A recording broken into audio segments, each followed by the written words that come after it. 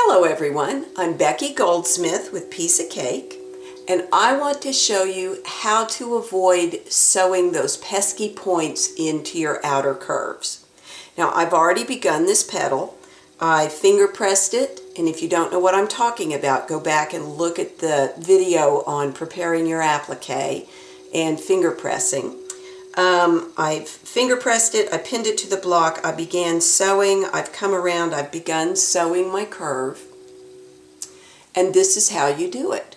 Always shorten the distance between your stitches on a curve. They don't have to be, like a satin stitch, but if you find yourself sewing and you see a stitch and then the applique puffs up and you've got another stitch, that tells you that the distance between your stitches is probably too long. So I have shortened my stitch, and I can go ahead and make a stitch here. I'm ready to go. Make that stitch.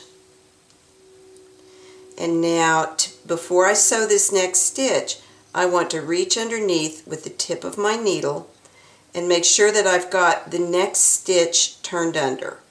I'm not worried about the next 4 stitches. I'm just worried about the next stitch. You have to reposition your fingers as you work around the curve with nearly every stitch.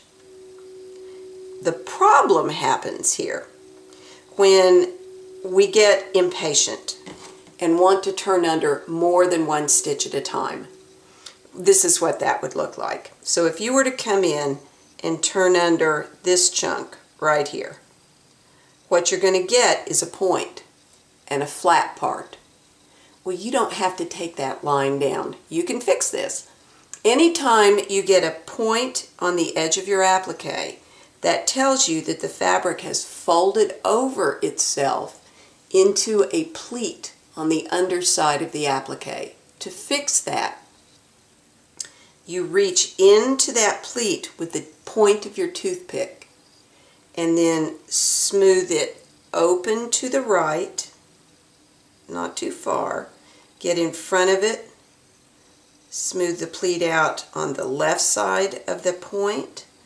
You want to make sure that what you're doing is evenly distributing. Oops, I need to stay on camera. What you want to do is make sure you are evenly distributing the fabric that was in that pleat. And you work with it as long as you need to work with it. The other thing you want to do is keep an eye on the chalk line that you've turned under. Make sure that you don't flatten this pleat out or flatten the curve out or change the shape of it. Once I've got the pleat smoothed out, and I can feel it with my holding hand that it is smoothed out, I'm going to go in. Whoops, I can hardly see where to put that. And I'm going to make my next stitch.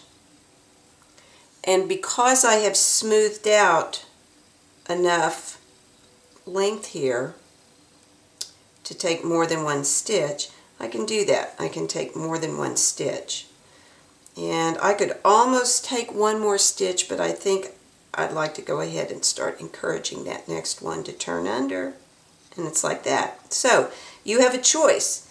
You can do it, you can do a curve where you turn under just enough to make one stitch and you make a stitch, or you can turn under more than that, make a pleat,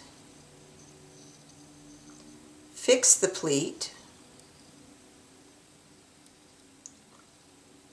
and then take several stitches before you do it again. It's a matter of preference, and sometimes it depends on the shape that you're sewing. Let me add that circles are no different. I do circles exactly this way. I needle turn them, dealing with pleats and points as they form.